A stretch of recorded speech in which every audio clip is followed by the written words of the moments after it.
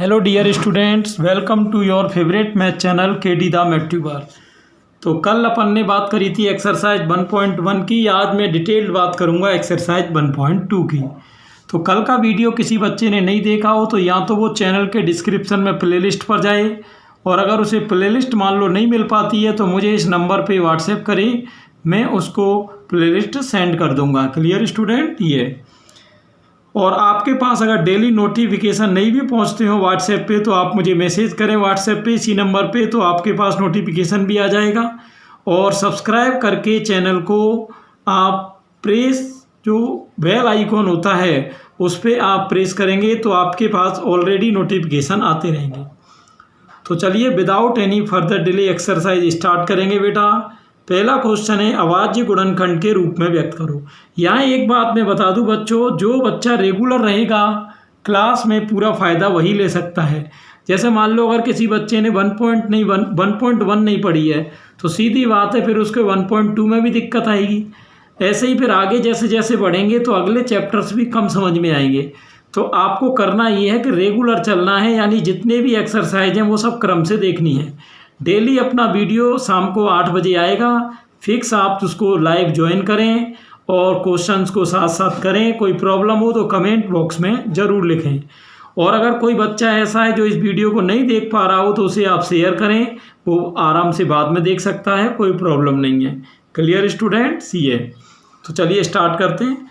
अभाज्य गुणनखंड के रूप में व्यक्त करो। अभी अभाज्य गुणनखंड क्या होता है देखिए, जैसे ये आपका 140 है, इसे क्या करते हैं छोटे नंबर से काटना शुरू करो। तो 2 से आप भाग दोगे 70 बार जाएगा, फिर 2 से आपने भाग दिया 35, 5 का भाग 35 में देंगे 7 बार जाएगा, 7 का 1 बार। तो आप देख सकते हो 140 के गुणनखंड हुए 2 गुणा 2 गुणा 5 गुणा 7। बस इस तरीके से लिखना होता है, बिल्कुल आसान है। 156 के चलिए करके देखते हैं। बिल्कुल आसान है बेटा, आप खुद भी कर सकते हो इनको। 2 से काटेंगे तो 2 सत्ते 14 बची 1, 2 अट्ठे 16 हो गए। और कोई ऐसे न भाग दे पाए तो वो लिख के भाग दे सकता है। 2 का चलिए 78 में भाग देंगे, आप जानते हो 39 बार जाएगा। 3 का भाग 39 में 13 बार, 13 से आप 13 एक बार काट सकते हैं। तो 156 के यहाँ गुणनखंड हुए बेटा 2 इंटू 2 इंटू 3 इंटू 3, ये सॉरी 13 है 13। इस तरीके से लास्ट में लिख देना होता है। 38 25 के चलिए फैक्टर करके देखते हैं। ठीक ध्यान से देखना, आप देख रहे हो कोई प्रॉब्लम नहीं है, आराम से इजीली कर सकते हो। चलिए ये ध्यान रहे लास्ट में अगर 5 हो तो बिना सोचे समझे एक बार 5 से तो आप कर ही दो। तो 5 का 5 सत्ते 35 बची 3 32, 5 6 30 बची 2 25, 5 पंजे 25। फिर 5 से काटोगे तो 5 एकम 5 बची 2 26, 5 पंजे 25 बची 1 और ये 5 दिया 15। ठीक बेटा 153 हो गया। आगे देखते हैं बच्चों आगे क्या सिस्टम है इसमें। अब 153 बच्चों बता सकते हो आप किससे कटेगा? इसको 3 से काट लो आप। 153 को 3 से काट सकते हो। तो 3 पंजे 15, 3 एकम 3। फिर 3 से काटोगे 17 तिया 51 होते हैं तो ये 17 बार कटेगा। फिर आप 17 से 17 एक बार। तो आप इसको कैसे लिखोगे बेटा? 38 25 के फैक्टर को कैसे लिखेंगे बच्चों? ये छोटी संख्या से शुरू करते हैं, हमेशा ध्यान रहे। जैसे कि ये 3 सबसे छोटी है तो पहले ये लिखेंगे। अब इससे बड़ी कौन है? 5। अब वो लिख दो आप, और सबसे लास्ट में 17। ये जो लास्ट में 1 आ जाता है इसको आंसर में नहीं लिखना है, बस इस तरह आंसर आ गया 5005। चलिए इसको देखते हैं। 5005, 5005 बोलो बेटा किससे कट रहा है? लास्ट में 5 है तो मैंने बताया था 5 से तो काट ही लो। तो ये आपका 1001 आ गया। अब ये देखते हैं बेटा ये किससे कटेगा? ये कटेगा 13 से, क्योंकि 13 सत्ते 91 होते हैं, बची 9 फिर 91, 13 सत्ते 91। अब आप देख सकते हो बच्चे कि 7 से 77 11 बार कट सकता है। 11 एकम 11। अब आप कहोगे सर आप तो जल्दी जल्दी काटते जा रहे हो, हमें कैसे पता चलेगा? जब आप 1-2 बार बच्चों क्वेश्चन को करोगे तो आपको भी आइडिया लग जाएगा। मैंने क्या बताया था? सबसे छोटी पहले लिखनी है, फिर 7 आ गई, फिर कौन आएगी? 11, फिर 13। देखो यहाँ भले ही क्रम उल्टा सीधा हो जाए लेकिन नीचे अपने को क्रम सही रखना है, यानी छोटी से बड़ी की ओर चलना है। ठीक है बेटा, चलते हैं। अगला क्वेश्चन आपके सामने ये रहा। अगले क्वेश्चन में आप देख सकते हो ये रहा 7429, इसके फैक्टर करेंगे बच्चों तो लास्ट में कितना है 9, तो ये तो क्लियर है, ये 2 से तो कटेगा नहीं, है ना। देखो जैसे लास्ट में कोई विषम संख्या है, तो विषम संख्या है तो ऐसा नंबर है वो कभी 2, 4, 6, 8 यानी 2 के पहाड़े में जितनी चीज़ें आती हैं उनसे कभी भी नहीं कटेगा। तो अब आप इसको किससे काटोगे बताइए। 3 से काट के देखें, 3 दूनी 6, बची 1, 3 चौके 12, बची 2 22, 3 सत्ते 21, बची 1 19, 19 कटता नहीं है। तो आप देख रहे हो 3 से नहीं कट सकता। चलिए 3 से नहीं कट रहा तो 7 से देखते हैं, 7 से भी नहीं कट रहा है बच्चों। 11 से देखते हैं, 11 6 66, बची 8 82, 11 सत्ते 77, बची 5 59, 11 से भी नहीं कट रहा बच्चों। 13 से देखते हैं, 13 का भाग देखो 13 पंजे 65, 13 पंजे 65, बची कितनी बच्चों, बची यहाँ 9, 92 हो गए। 13 सत्ते 91, बची 1 19, 13 से नहीं कटता। 17 से देखते हैं, अब 17 से आप देखो ऐसे लिख के भाग भी दे सकते हो। अगर आपको आइडिया नहीं लगता हो जल्दी तो आप ऐसे बच्चों लिख के भी भाग दे सकते हो, है ना। ये देखिए कैसे 17 का दो, 17 चौके 68, ठीक, बची कितनी, तो यहाँ बची बेटा कितनी 6, ये 62 हो गई। फिर 17 तिया 51, बची 11 और ये 119, 17 सत्ते 119। इसका मतलब 17 से कट रहा है बेटा, और 17 से कटने पे ये देखो कितना आ रहा है 437 आ रहा है। 437 को बच्चों किससे काट सकते हो बोलो, 19 से काट दें। 19 दूनी 38, बची 5 57 हो गए, 19 तिया 57 और 23, तो 23 से कट ही जाएगा।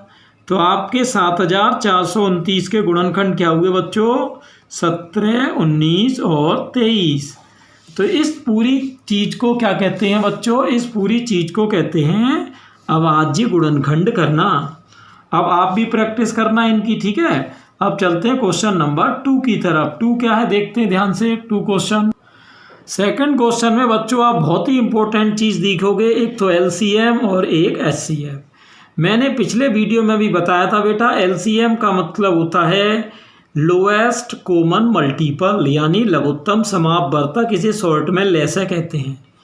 और एचसीएफ का मतलब होता है हाईएस्ट कॉमन फैक्टर, जिसे कि महत्तम समापवर्तक कहते हैं, शॉर्ट में मैसा कहते हैं।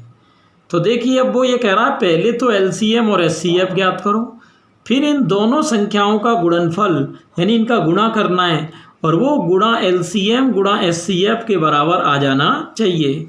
अब ये काम हमें तीनों क्वेश्चंस में करना है, ठीक। इसीलिए मैंने 3 क्वेश्चन लिए बच्चों, ताकि आपको अच्छी तरह समझ में आ जाए। देखिए ध्यान से, सबसे पहले क्या करते हैं बेटा, ये जो भी संख्याएं दी होती हैं, जैसे यहाँ क्या दिया है 26 और ये दिया है 91, ठीक है। अब इनमें देखना कैसे करेंगे। सबसे पहले एचसीएफ देखना कैसे आएगा। एचसीएफ तो एलसीएम एचसीएफ को ज्ञात करने की 2 मेथड होती हैं। एक तो होती है बच्चों भाग विधि, डिवीजन मेथड, और एक होती है गुणनखंड विधि, फैक्टर मेथड। गुणनखंड विधि के लिए अपन अगले क्वेश्चन को देखेंगे, यहाँ हम इन दोनों को भाग विधि से ज्ञात करेंगे। उससे आपका फ़ायदा ये होगा कि आप दोनों ही मेथड सीख जाओगे। चलिए भाग विधि से पहले एचसीएफ देखना कैसे। छोटी संख्या का भाग बच्चों बड़ी संख्या में देते हैं, तो 26 तिया 78, ठीक है। यहाँ आपका कितनी बार जा रहा है बेटा, 3 6, ये 11 में से 8 गया 3, या 8 में 7 गया 1, ठीक, 13 आ गया। अब यहाँ जो संख्या बची है उसका भाग बेटा फिर से पीछे वाली संख्या में देते हैं, यानी इस भाजक में। तो 13 का भाग जब आप 26 में दोगे तो 13 दूनी 26, अब पूरा पूरा कट रहा है। तो आप ये देखो लास्ट बार भाग आपने किसका दिया था 13 का, तो ये एचसीएफ आपका हो गया बच्चों 13। अब आप कहोगे सर एचसीएफ तो आ गया, एचसीएफ के बाद के अब क्या लाना है। अब एचसीएफ के बाद लाते हैं एलसीएम। एलसीएम देखना वो कैसे आएगा, देखिए। अब एलसीएम के लिए बच्चों फिर से 26 और 91, चलिए इनका एलसीएम कैसे निकालें। फिर आप काट लो किससे, 2 से। तो 2 से आपका 26 तो कट जाएगा 13 बार, और 2 से 91 नहीं कटेगा। चलिए अब 7 से काट लो। 7 से 13 नहीं कटेगा, लेकिन 7 से 91 7 बार कट, वो 13 बार कट जाएगा। और अब 13 से काट लो। ये ध्यान रहे बेटा, एलसीएम में जब गुणनखंड करते हैं तो एक साथ करते हैं। अब इनका गुणा कर लो, ये एलसीएम हो जाएंगे, है ना। एलसीएम देखो, 2 सत्ते 14, 14 का गुणा 13 से, 14 तिया 42 हासिल 4, 14 कम 14 और 4 18, ये एलसीएम हो गया। अब ऊपर एक बार देखना, वो क्या कह रहा था कि इन दो संख्याओं का गुणनफल करना है इनका, और फिर एलसीएम और एचसीएफ का गुणनफल करना है, और ये दोनों बराबर आ जाने चाहिए। तो यानी इस क्वेश्चन में दो साइड हैं, एक तो एलएचएस है और एक आरएचएस है। तो एलएचएस में तो बच्चों क्या करना है, दो संख्याओं का गुणनफल। किन दो संख्याओं का, जिनका आपने ये एचसीएफ और एलसीएम निकाला था। ठीक है बच्चों, ध्यान से देखना। तो चलो 26 और 91 का पहले क्या करें, पहले आप इनका गुणा करेंगे 26 का 91 से। तो 26 एकम 26 हासिल 2, 26 का किस में बेटा, 9 में, 26 का 9 में। तो 26 का जब आप 9 में करोगे 234 हो जाएगा, और हासिल हुई थी 2, तो 236 हो गया। अब ये ध्यान रहे, इतना ही आंसर किसका आना चाहिए, एलसीएम और एचसीएफ के गुणा का। तो एलसीएम आपका कितना आया था, 182, और बेटा एचसीएफ कितना आया था, 13। इनका गुणा करो तो 13 दूनी 26, 13 अट्ठे 104 और 2 106 हासिल 10, 13 कम 13, 13 और 10 23। क्या ये दोनों बराबर आ रहे हैं, बराबर आ रहे हैं। तो अगर ये बराबर आ रहे हैं तो यहाँ लिखेंगे एलएचएस बराबर आरएचएस। ठीक है, एलएचएस बराबर आरएचएस। और इतना करते ही बच्चों क्वेश्चन हो जाएगा ख़त्म।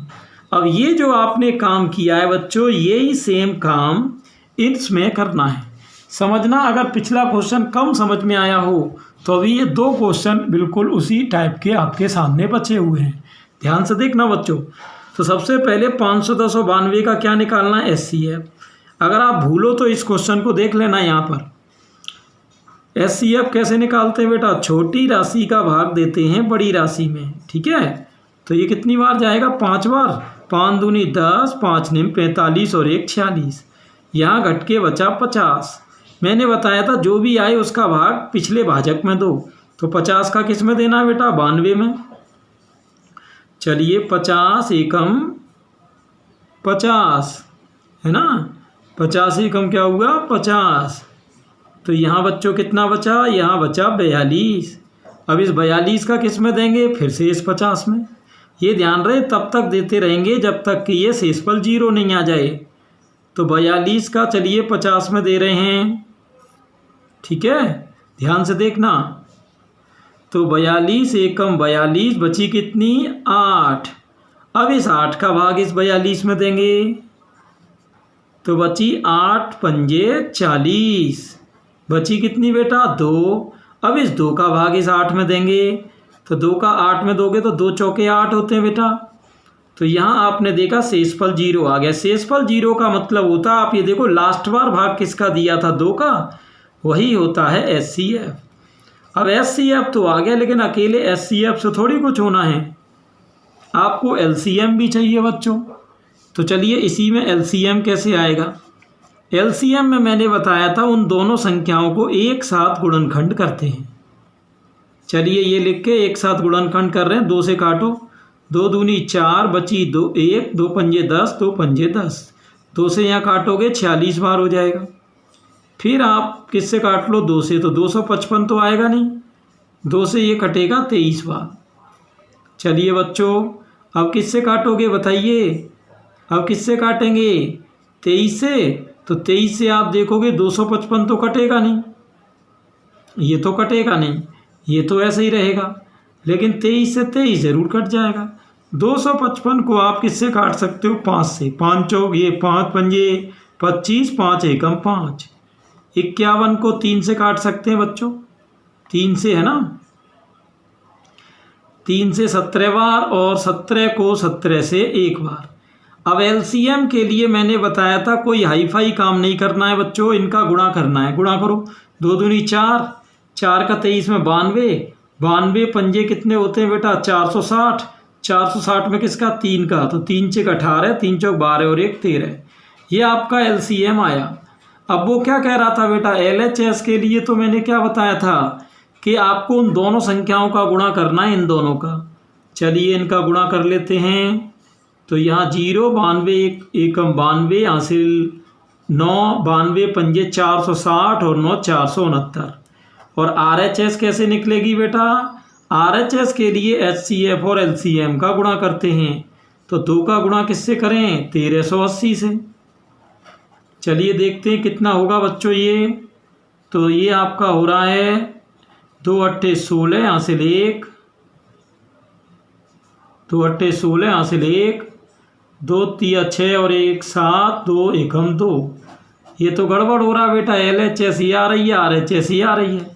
इसका मतलब कहीं ना कहीं मिस्टेक है, कहीं ना कहीं बेटा मिस्टेक है। चलिए चेक करते हैं एक बार। यहाँ बच्चों एक गड़बड़ रह गई। LCM जब अपन ने ये गुणा किया था, ये देखो गौर से, तो अपन ने ये 3 तक ही गुणा किया था, ये 17 और है, तो इसमें 17 का इंटू और होगा बच्चों, यानी LCM हुआ 1380 इंटू 17। तो इसमें 17 का गुणा और करो, अभी 17 का गुणा और करो, है ना। तो ये देखना 17 का क्या होगा? 0, 17 छिक्के 102 हासिल 10, 17 सत्ते 119 और 10 129 हासिल 12, 17 दूनी 34 और 12 46। अब आप देख सकते हो जो LHS का आंसर आ रहा है वही RHS का आ रहा है। तो सुनो क्या क्या करना है, ज़्यादा कोई हाईफाई काम नहीं है। जो भी संख्याएं आपको दी हों, पहले उनका HCF निकालो भाग देके, फिर उनका एक साथ गुणनखंड करके LCM निकालो, ठीक। फिर LCM, फिर जब LHS के लिए तो इन दोनों संख्याओं का गुणा करो, और RHS के लिए HCF का LCM से गुणा करो। ये दोनों बराबर आ जाएं तो समझ जाओ कि आंसर सही है। और अगर आंसर सही हो तो वहाँ लिख दो बेटा LHS इक्वल RHS। सही है। इस तरह से अगर फिर भी कन्फ्यूजन है, समझ में नहीं आया है, तो चलिए एक और आंसर है, एक और क्वेश्चन सॉरी अभी डिस्कस कर रहे हैं, 336 और 54। इसको समझ लेना ध्यान से कैसे, है ना। 336 और 54 कैसे करेंगे बच्चों, ध्यान से समझना। 336 और 54 देखिए गौर से, यहाँ पर इन दोनों की बात कर रहे हैं। तो सबसे पहले HCF के लिए क्या करना है बताओ बच्चों? छोटी संख्या का भाग बड़ी में देना है। 54 का 336 में, तो ये जा रहा है 6 बार, 6 चौके 24, 6 पंजे 30 और 2 32, बची यहाँ पर बेटा 12। 12 का किस में दोगे बोलो? पिछले वाले भाजक 54 में, तो ये आपका 12 चौके 48, बची कितनी? 6। अब इस 6 का भाग किस में दोगे? पिछले वाले भाजक में यानी 12 में, तो 6 दूनी 12। आप ये देखो लास्ट बार भाग किसका दिया था? 6 का, तो वही HCF हो गया।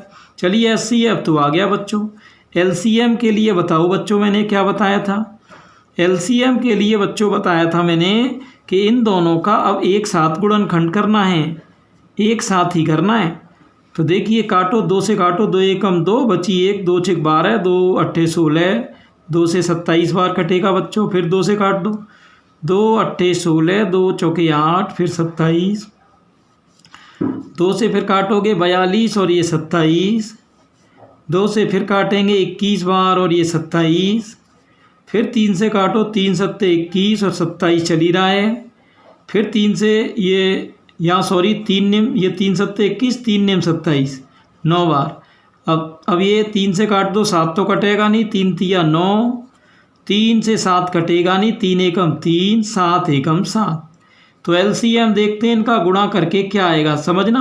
देखो अगर गलत भी निकला होगा तो आपको लास्ट में आइडिया लग जाएगा, क्योंकि वो LHS बराबर RHS नहीं आएगी, है ना। ये चलिए 2 दूनी 4, 4 दूनी 8, 8 दूनी 16, 16 ती 48, 48 तिया 144, 144 में किसका करना है बेटा? 3 का। तो 144 में आप देख सकते हो कि 3 का अगर मैं करूं तो 3 चौके 12 और 3 चौके 12 और 1 13, 432। 432 में किसका करना है? 7 का। ये 7 का, 7 दूनी 14, 7 ती 21 और 1 22, 7 चौक 28 और 2 30। ये ध्यान रहे मैं तो इन गुणा को यहीं पे कर रहा हूँ, आपको ये काम रब पे करना है, ये काम है ना, ये फेयर पे नहीं करना है एग्ज़ाम में। HCF LCM आ गए। अब LHS के लिए मैंने क्या बताया था बच्चों कि इसका और इसका गुणा करना है, 336 और 54 का। देखते हैं कितना आता है। यहाँ बच्चों देख रहे हो LHS के लिए मैंने क्या बताया था, इन दो संख्याओं का गुणा करते हैं। तो 336 और 54 का गुणा जब मैंने करके देखा तो आया 18144। और RHS के लिए क्या बताया था कि HCF का गुणा LCM से करते हैं। तो जब मैंने 6 का गुणा 3024 से किया तो भी वही आ रहा है। तो अगर ये दोनों बराबर आ जाएं तो समझ जाओ कि पूरा क्वेश्चन सही है, और यहाँ LHS बराबर RHS लिख के क्वेश्चन को फिनिश कर दो। क्लियर? बहुत ही बढ़िया बेटा। यहाँ पर एक चीज़ हमेशा ध्यान रखना बच्चों, डेली आपको नोट्स बनाने हैं, एक्सरसाइज कंप्लीट रखनी है, और कोई क्वेश्चन समझ में नहीं आए तो आप वीडियो को रिपीट करके देखें और स्लो स्पीड में देखें। तो स्लो करके रिपीट करके देखोगे तो आपको वो क्वेश्चन पूरा समझ में आ जाएगा। Clear students? और डेली नोट्स बनाना तभी बात बनेगी, ये नहीं कि आज बना लिए कल छोड़ दिए। चलते हैं अगले क्वेश्चन पर। यहाँ बच्चों आपको क्वेश्चन दिखाई दे रहा होगा, अभाज्य गुणनखंड विधि से LCM और HCF ज्ञात करो। देखो अभी मैंने बताया था कि LCM HCF निकालने की दो मेथड होती हैं। कौन कौन सी बताई थी? एक तो भाग विधि होती है बच्चों, और दूसरी विधि होती है गुणनखंड विधि। तो भाग विधि तो हम समझ चुके हैं, अब गुणनखंड विधि की बात होगी तो दोनों विधि आपकी क्लियर हो जाएंगी, है ना। ये अभाज्य गुणनखंड विधि देखिए क्या होती है, जैसे ये A पार्ट है, मान लो इसमें 12, 15, 21, समझना ध्यान से। इनके अलग अलग आप गुणनखंड करो। 12 के क्या होंगे बेटा? 2, 2 तिया 6, 6 दूनी 12, इस तरीके से कर लो, कोई दिक्कत नहीं है। अब 15 के करो, 15 के क्या होंगे? 3 पंजे 15, ये ध्यान रहे समान को समान के नीचे लिखना है। 21 के होंगे बेटा 3 सत्ते 21, समान को समान के नीचे लिखना है, अगर कोई अलग अलग है तो अलग अलग लिखी जाएंगी। ठीक बच्चों? अब यहाँ देखिए HCF भी मैं आपको निकालने बताऊंगा और LCM एक लाइन में। HCF तो वो होता है बच्चों जो तीनों में हो, जैसे आप देख रहे हो तीनों संख्याओं में कौन सा गुणनखंड है? 3, 3, 3, तो जो सबके पास हो वो तो होता है HCF। अब LCM देखना कैसे निकालेंगे बेटा। LCM का मतलब है सभी को लेना है, चाहे वो समान हो चाहे नहीं हो। अब जैसे मान लो ये है, ये संख्या तीनों में, तो ये एक बार ही ली जाएगी, ध्यान रहे, ये नहीं कि 3 बार ले लो। जैसे 2 ले लिया, अब ये समान है लेकिन इसके नीचे एक बार ही 3 लिखोगे। अब ये वाला 2 ले लिया, ये 5 ले लिया, ये 7 ले लिया, इनका गुणा कर दो। 2 तिया 6, 6 दूनी 12, 12 पंजे 60, 60 का 7 में करोगे 420।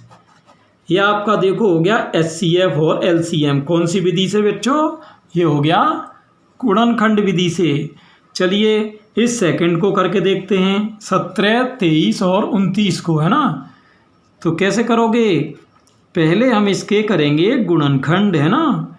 अब 17 के तो गुणनखंड कोई होंगे नहीं, ये तो क्या होंगे? 1 गुणा 17। 23 के क्या होंगे? 1 गुणा 23। 29 के क्या होंगे? 1 गुणा 29, अलग अलग, है ना। अब ये समान है तो ये तो रखेंगे नीचे। HCF में कौन आता है? मैंने बताया था जो समान हो।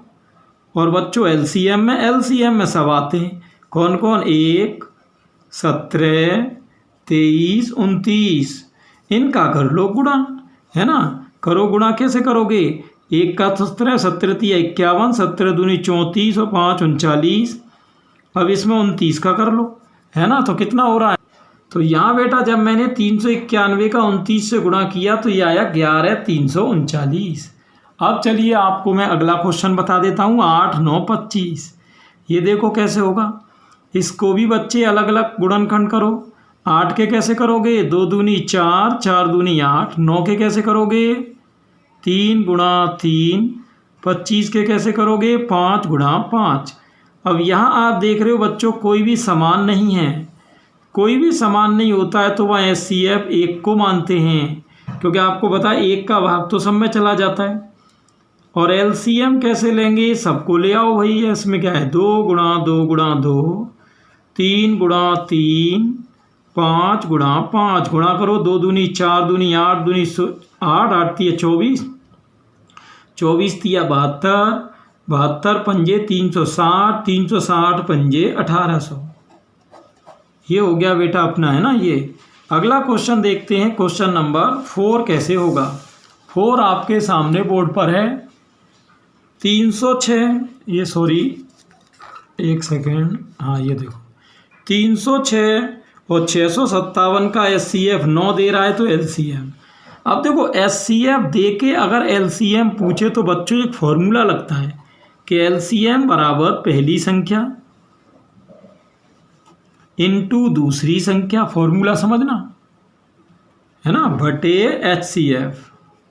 अब इसमें मान रख दो, पहली संख्या कितनी है 306, दूसरी कितनी है 657 और HCF यानी 9 का भाग दे दो तो ये आपका कितनी बार जा रहा है 9 तिया 27 बचे 3 36, 9 चौके 36। अब 34 का गुणा बच्चों किससे कर लेंगे 657 से, तो ये आपका कितना आ रहा है, तो इनका गुणा बेटा जब अपन ने करके देखा तो ये आ रहा है 22,338। आप भी चेक कर लेना एक बार। तो हमेशा ध्यान रहे HCF दिया हो तो LCM इस फॉर्मूले से निकाल सकते हो। क्लियर, कोई दिक्कत नहीं, बहुत ही ईजी है। चलते हैं सीधे अगले क्वेश्चन पर। अगला क्वेश्चन है बेटा, जांच करो कि क्या किसी प्राकृत संख्या n के लिए 6 की घात n अंक 0 पर समाप्त हो सकता है।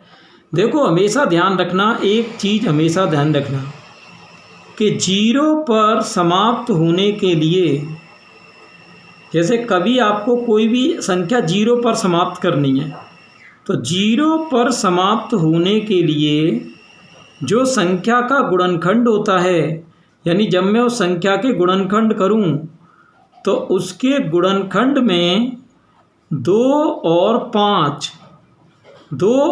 5 आना जरूरी है। ये ध्यान रहे, अगर 2 आ गया 5 नहीं आया तो भी काम नहीं चलेगा, और 5 आ गया 2 नहीं आया तो भी काम नहीं चलेगा, दोनों ही आने चाहिए। और लगा है तो चलो, अब उसने आपको ये देखिए संख्या कौन सी दी है 6 की घात n, यही दी है ना बच्चों, ये रही 6 की घात n। अगर आप इसके गुणनखंड करो तो 6 के गुणनखंड हो रहे हैं 2 गुणा 3। तो आप देख रहे हो कि 2 गुणा 3 में 2 तो आ रहा है लेकिन 5 नहीं आ रहा है। इसका मतलब ये हुआ कि यह 0 पर समाप्त नहीं होगी, क्योंकि 0 पर समाप्त होने के लिए तो क्या चाहिए था 2 और 5 चाहिए थे। समझ में आई बात, इस तरीके से। हाँ चलिए अगला क्वेश्चन देखते हैं बेटा। अगला क्वेश्चन क्या है, थोड़ा ध्यान से देखिए। क्वेश्चन नंबर 6 आपके सामने। व्याख्या करो कि 7 गुणा 11 गुणा 13 प्लस 13 और ये भाज्य क्यों है। देखिए भाज्य वो राशि होती है जिसमें कॉमन आ जाता है। अगर कॉमन आ जाए तो भाज्य। चलो पहली राशि को लाते हैं, कौन है पहली 7 गुणा 11 गुणा 13 प्लस 13। ये ध्यान रहे बेटा, जब प्लस माइनस लग जाता है तो वो अलग पद हो जाता है, यानी ये तो एक पद है और ये एक दूसरा पद है। तो आप देख रहे हो इस पद में भी 13 कॉमन आ रहा है और इस पद में भी, तो 13 अगर मैं कॉमन लूँ बच्चों तो यहाँ बचेगा 7 गुणा 11, ठीक, प्लस यहाँ 13 कॉमन लोगे 13 में से तो 13 का भाग लगेगा, 13 एकम 13। तो आप देख सकते हो बच्चों 13 कॉमन आ रहा है, और कॉमन जब आ जाता है चाहे कुछ भी आए तो वो राशि हमेशा भाज्य होती है, वो राशि हमेशा भाज्य होगी। चलिए दूसरा देखते हैं ध्यान से। दूसरी संख्या कौन सी है बताओ बच्चों। दूसरी ये है 7 गुणा 6 5 4 3 2 1। ये ध्यान रहे ये सब गुणा में है तो ये एक ही पद है, प्लस एक दूसरा पद कौन है 5। आप ये बताओ बच्चों, पहले पद में 5 है और दूसरे पद में भी 5 है, तो चलिए 5 कॉमन ले लो। तो यहाँ क्या बचेगा 7 6 4 3 2 1, और दूसरे पद में 5 का भाग 5 में दोगे 1 आएगा। तो यहाँ 5 कॉमन आ रहा है, कॉमन आने का मतलब होता है बेटा कि ये भी भाज्य होगी, तो दोनों भाज्य हो गई। तो वो ये पूछ रहा था आपसे कि ये भाज्य क्यों हैं, तो आप कहोगे क्योंकि इसमें कॉमन आ रहा है। तो जब भी कॉमन या उभयनिष्ठ अवयव आता है तो वो राशियाँ हमेशा भाज्य होती हैं। अगला क्वेश्चन देखते हैं जो कि आपका इस चैप्टर का लास्ट क्वेश्चन है, सॉरी एक्सरसाइज का है ना। देखिए क्वेश्चन क्या है, ध्यान से देखना, थोड़ा ढंग से समझेंगे बच्चों। किसी खेल के मैदान के चारों ओर वृत्ताकार पथ है। इस मैदान का चक्कर लगाने में सोनिया को तो 18 मिनट लग रहे हैं और रवि को 12। तो ये कह रहा है वो एक साथ चलें तो पुनः कब मिलेंगे। जैसे देखो ये कोई वृत्ताकार मैदान है, यहीं पर सोनिया खड़ी है, ये रही सोनिया, और यहीं पर रवि खड़ा है, ये है रवि। अब ये कह रहे हैं ये एक ही दिशा में एक साथ भागते हैं। तो ये यहाँ से पुनः कब मिलेंगे, है ना, यानी यहाँ पर दोबारा आने में कितना समय लगेगा। तो देखिए ऐसे क्वेश्चन को करने में बच्चों क्या करते हैं, जो भी संख्याएं दी हों उनका एलसीएम निकालते हैं।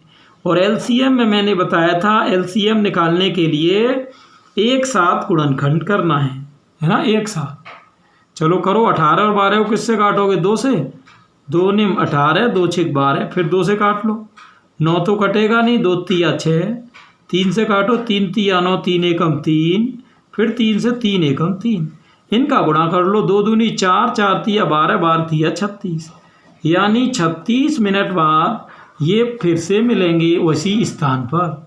सही है बेटा, यानी इसी जगह पर ये दोबारा से मिलेंगे कितनी मिनट बाद, 36 मिनट बाद। तो इस तरह से ये आपकी बच्चों हो गई 1.2 कंप्लीट। अब जिसने 1.1 नहीं देखी हो वो वीडियो में जाके प्लेलिस्ट ढूंढ लेना। प्लेलिस्ट का नाम है बेटा 10th मैथ के नाम से देख लेना। उस प्लेलिस्ट में ऐसे लिखा दिखेगा आपको 10th NCERT math, 10th NCERT math. ठीक है बच्चों, ये चलिए ठीक है, ये प्लेलिस्ट आप सर्च कर लेना, उसमें सारे वीडियोज़ आपको मिल जाएंगे। और नहीं भी प्लेलिस्ट सर्च कर पाओ तो मेरे व्हाट्सएप पे आप मैसेज कर देना, मैं आपको प्लेलिस्ट सेंड कर दूंगा 70 730 46 561 पे। और जैसा कि मैंने बताया नोट्स बनाने हैं, और वीडियो को आप जल्दी से बच्चों सब्सक्राइब कर दो, ठीक है, और लाइक कर दो। और कल फिर से अपन कितने बजे, 8 बजे शाम को देखेंगे एक्सरसाइज कौन सी, 1.3। रेगुलर रहें, एक भी दिन गैप नहीं करें। चलिए कल बात करेंगे आप।